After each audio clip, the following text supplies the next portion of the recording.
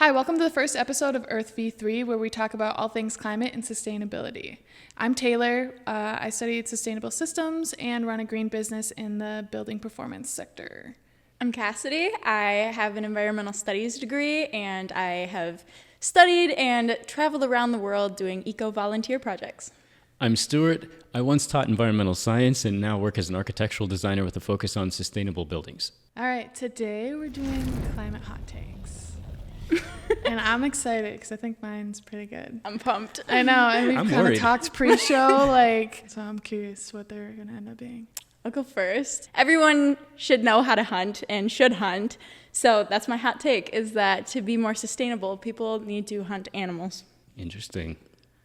Very interesting. I think I agree. Yeah. I think I'm there. Yeah, I think there's a certain level of care that you have to have about an animal when you kill it. You have to do it in a humane way. And there's people that don't. But you should do it in a humane way and care about the animal in that respect. And I know the level of respect that my family brings to it, so I think I'm on board. I think it's as much the mentality as the actual act. Mm-hmm. It's if you can have the respectful mentality, is that not the goal? Right. Is the actual action what's necessary, or is it the behavioral consequence of having the mentality? For sure the second. But yeah, how do you get that? Can you bring schools to a farm and say, hey, we're going to eat this next week? And does that do the same thing? Hey, this is what your hamburger is going to be on Tuesday. We have so much fast culture now with food where you can just go into a supermarket whenever you want, or go somewhere like a drive-thru at McDonald's. And then if you have a bunch of leftovers, you don't think that hard about maybe throwing it away. If you buy too much or it doesn't get eaten after a meal. Yeah, I think in modern society, in a lot of different areas and sectors, we've disconnected from our consequences. You eat beef or something like that, and you don't see the cow, how it was raised, what it was fed, how it was treated, all those things. You're just so disconnected. You can eat thousands of pounds a year and not really have any consequence. That disconnection is an issue in overconsumption and just consumption in general and how we consume things. And so, yeah, I think your point of making everybody hunt means it'll probably lead to a little less overconsumption in food and probably other areas too. Yeah. Nice. I think that makes sense. I don't know how you implement that, but how do you get the city folk out into the country and get them comfortable with guns? But that's a whole thing. Mm-hmm. Okay. My hot take. I think nobody should be allowed to have a lawn larger than 1/10 of an acre. Nobody.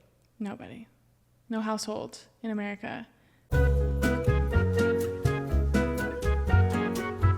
I think I can get behind that, but I'm wondering, what do you do with all that extra land? Yeah. Yeah, I think that's partly where I'm at too. It's okay. Yeah. So tell me more about the why. Yeah. So why?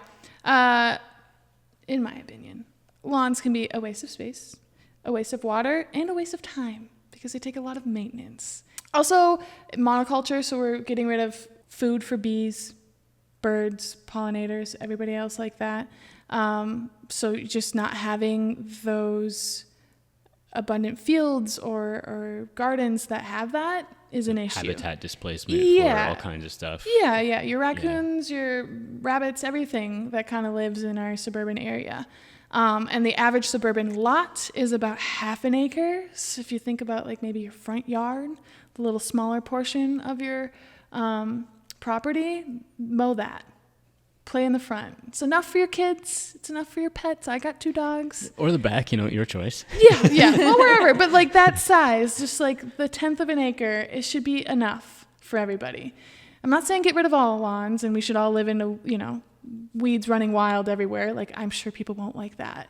But you don't need as much as we do. So if we buzz cut the front yard and we just let it go wild in the back, you've described the mullet of yards.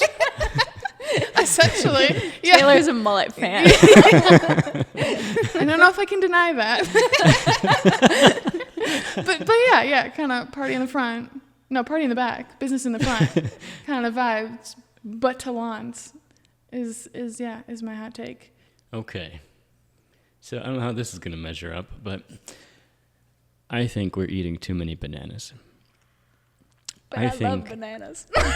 I'm sorry to hear that. I think I'm going to disagree with that one. I think we're eating way too many bananas, and the reason why is that here in the United States, we're importing almost all of them. Yep. They are a monoculture crop. They take a lot of pesticide because there's no genetic variation, so they are very weak in terms of resistance to anything. So we're essentially exacerbating a whole line of different issues, from transporting things a huge amount of distance, to deliver us something that's a little bit artificial. It's like we used to have the Gros Michel or Gros Michel banana was a variety that was in existence for a while until some pestilence came along and wiped it out entirely. And now we're on to the Cavendish banana, and it's kind of equally precarious in terms of, where we go from here. If it gets wiped out by something, then it's going to be the next monoculture crop. So I think we're eating too many bananas. I heard that the first banana that you pronounced, I don't know how to say it either, but that actually tasted way better than the Cavendish. And then that it went extinct. So part of me wonders if it almost like I want to know what it tastes like, if it's like a banana Laffy Taffy where you get that really strong flavor. I think some of the I've heard, and this would definitely need to be fact checked, that some of the candies, like the Laffy Taffy, or those little are they runts? Yes. Have little bananas in them. Oh, those are so good. I know they are. I hate them so much. But I think that flavor profile is, I believe, they synthesized off of the other banana, not the one that we use now. The original. So it could be, the original, the OG banana. Wow. Yeah, that sucks. It does. I eat a banana every day. It's great. They talk about potassium after your workout, and I like bananas. So you're basically saying it's just no. And I've been to Costa Rica. I've seen the monocultures. I've driven 20 to 50 miles through monocultures in Costa Rica. And it's kind of eerie a little bit because they're just these tall palms and you can just see straight down and they're in just super perfect rows. And it's just tens of miles, Do you think there's a world where if it wasn't a monoculture, it would be better? Could we plant something underneath it? Well, I think, I was careful to say we can't have them. Yeah. We're just eating too many. We're eating too many. The idea is that the practices surrounding their agriculture currently and their transportation and a lot of the different environmental consequences of all of that aren't the best, aren't great right now. We can improve those things, in different ways. We've got the potential to improve those things. So maybe we don't get rid of it entirely, and I think culturally that'd be really, really challenging. The U.S., I think, eats more bananas than anywhere else on the planet. We imported 5 million tons of bananas last year alone. That's insane. And we're setting new records in consecutive years lately. So it's one of those things where I feel like we have a problem, and we need to address it. That's fair. Okay, next segment, blind drinking. Oh, no. I know. Today, we're going to be doing worst everyday climate villains. So these should be things that the audience knows, but you get 10 spots. From most offensive to least offensive? Yeah, so 1 would be most offensive. Okay. 10 would be least offensive. Okay. I'm ready. We got this. This one's fitting with my climate hot take. A gas leaf blower. Where would you put that? A gas leaf blower. 8. I feel like there's going to be some pretty bad ones, so that one's got to go towards least offensive. Do you want to save more than 2 spots at the end? As better. Yeah, maybe let's put it as 7? Okay. 7. Got it. All right, warming up your car in the winter for 10 minutes before you get off and drive away. Oh, like the auto start that they have now? Oh, Mm-hmm. my family loves that feature. 10 minutes every day. 10 minutes. 10 minutes of idling. 10 minutes of 4? air pollution. 4 feels okay to me, honestly. Yeah. We're going with 4. Love it. Overnight delivery for deodorant. from Amazon. Ooh. Is that better or worse than the car? That feels worse to me. Yeah, because, like, what if that deodorant had to be flown to you? They do have the drones nowadays, so there's that. Okay, yeah. Although Amazon is using a lot more electric vehicles in their delivery fleet. So are they? They are. Yeah. In the cities, you'll made notice by Rivian. they all come in the Rivian trucks. Oh, well, good for them. Yeah. It's not everywhere yet, right? But Yeah. sometimes it's just someone showing up in their car. So So where are we ranking it? 3? 3. 3. I'm scared now. Yeah, this There's is got to gonna be get- more than 2 that gonna are get worse awful. than that. All right. The fourth one that you're getting is a fancy plastic bottle of water. Think like Fiji water. Fiji water. I've never understood that. Yeah. They had that on the news yesterday in my hometown. It was like a water tasting contest, and I was like, okay. And some of them are like, from the streams in Switzerland. And you're like, so you just flew me water from Switzerland in a plastic bottle? A single bottle of water. Yep. I feel like overall impact, just because of volume, it's got to be less. It's not a good thing. Yeah. But 6 or 5? what was the first one that we were? 7. We ranked it 7th, but what was it? It was The the leaf gas leaf blower. Leaf Leaf blower, blower, yeah. So I feel like it's less offensive to me than a leaf blower. If it gets recycled, then I feel like it could go to 8. But if it doesn't get recycled, then I feel like it needs to be 6. Should we be optimistic about where it goes? Say it gets recycled. Okay. I think we go 8. Okay. Yeah. All right. Do you guys know much about like AI usage and sustainability?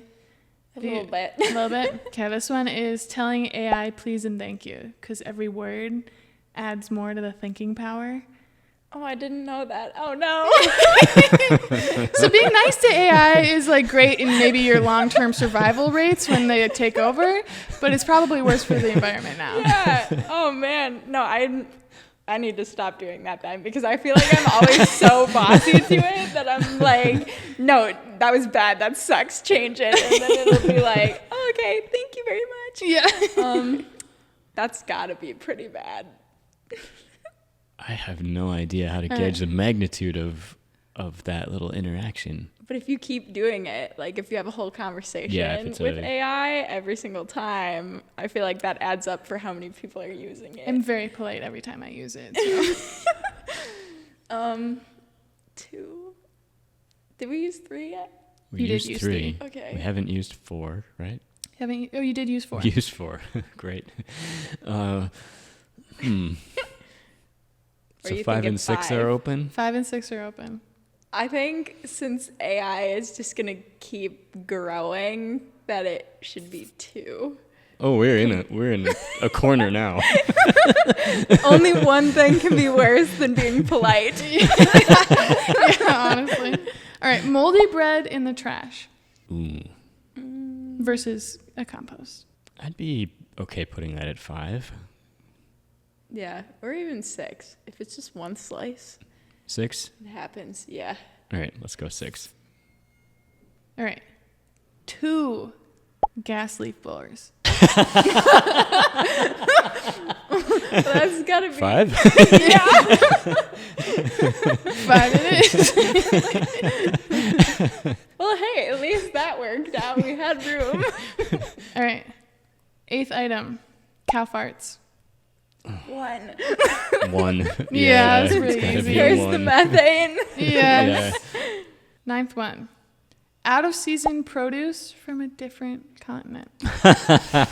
Oh, you got to attack your bananas now. 9 or 10. 9. Yeah, I feel like you got to say 9 since that was your hot take. All right, last one. This is so fitting. Plastic wrap on a single banana. They do that in Japan everywhere because fruit there is like a gift. So like literally everywhere you go, it'll be like an orange or a banana, which have built-in wrappers. They wrap them in styrofoam and plastic, and it drove me crazy. That is Goodness. insane. I guess that's 10. That makes me so sad. Yeah, maybe not as bad as is it worse than a plastic water bottle with fancy water? So Plastic wrap unnecessary. on 'em. You got to have the water in something. Right. So maybe it's a vehicle. Yeah, The other one is banana like doesn't. there is no reason for it to be there. So what's our final order?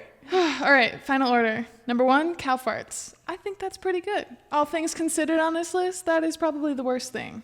Then it's telling AI, please and thank you. Overnight delivery for deodorant comes in at number 3. Don't do it. Yeah. Just Warming stay- up your just car in stay the home. winter is number 4. And then 2 gas leaf blowers is number 5. Moldy bread in the trash, which maybe feels not that bad, is number 6. Feels like a good spot. 7 is a gas leaf blower, so a single one. 8 is that fancy bottle of water in the plastic. And 9 is out of season produce from a different continent. And wrapping it up is plastic wrap on a single banana. I think that could have gone a lot worse. I think it could have than gone worse did. as Yeah. well. Yeah. Yeah, you had Yeah. good hunches on that one. Good job. Not bad. All right, last segment. Do we want to deliver our one good thing on climate and sustainability that we found this week? Absolutely. Yeah. So I've been incredibly encouraged by the amount of alternative, far more sustainable fuels that are being explored and sometimes implemented at scale for things outside of individual transportation. So I'm not talking about, commuting to work or to run errands or anything like that, but I'm talking things, bigger things like the shipping industry, like airlines, that kind of thing, moving into sustainable aviation fuel, alternative modes of powering cargo freighters, that kind of thing. Really encouraged to see that scale, that level of industry, maybe just starting in some ways, but starting to embrace, because it's easy to recognize them as, big offenders in that area. But there are inroads that are being made, and that I'm finding to be very encouraging. Just kind of feeling a little bit better that it's like, okay, something that I don't really feel like as an individual is in my control or in my wheelhouse to address personally. It's like my day-to-day behavior isn't going to affect that, but someone's still out there thinking about these things. And, it doesn't hurt their bottom line either. Typically, a lot of these things tend to be more cost effective. So efficiency is gained all around. Ah, that's cool. Yeah, I love that. I feel like with traveling so much, like that's always something that I do feel kind of bad about, is like, oh, okay, like traveling on an airplane is not great for my carbon footprint, but also like I do think it's really important to go see other parts of the world and what it looks like and how the environment is there, as an education and like building up my passion for sustainability. So like hearing that people are pushing to get more sustainable aviation fuel is awesome. Mm-hmm. My piece of good news is I was looking into like wind turbines, because I feel like everyone who is a hater is always like, oh my gosh, they kill so many birds and they can't be recycled, which is like, okay, the bird thing, like wildcats kill more birds than windmills do, but like with them being recycled, it is really valid. Like what the heck are you supposed to do with them, because they're massive and like made out of fiberglass and just like these really special materials that are hard to get rid of afterwards. But they're like a lot of companies actually who are like investigating different materials to build them out of. So like one company is starting to make windmills out of like, it's a plant-based solution where they like extract the sugar from like certain wood and then they use it in the wind turbines, so then it can break down easier in landfills and stuff. And then another company is like learning how to break them down so they can be used as asphalt for new roads in China. And I was like, well, that's interesting. You could be driving on a windmill. Like, okay. That is crazy. So is that first one like an organic plastic material? I think so. Yeah, Interesting. they're like still, I think, in the trial phase with it. But the news article said that they're getting a lot closer to like actually producing a bunch of windmills with this. So I'm hopeful. Mine is in a little bit of a different direction. Argentina just transported its last elephant out of a zoo into a sanctuary. So her name is Kenya. So now she lives in a sanctuary in Brazil, and Argentina no longer has any elephants in any zoo. Wow. Oh, that's awesome. Yeah. So in 2016, they kind of passed a law that basically means that zoos have to shut down or turn into eco parks, and their animals have to be relocated to sanctuaries, whether it's in country or out of country, or their habitat within the eco park has to be like done up and done better. So that was like kind of their huge push from, you know, activists in that area that are kind of pushing for the no zoo. So they're like 10 years in, finally got their last elephant out of a zoo, and she's just having the time of her life in the sanctuary. They said that the zookeepers were like, she hasn't had any joy in like her place at that zoo for a really long time, that the second she came out of the cage, she like rolled around in the red dirt and like it was a really feel good story. And so that's cool.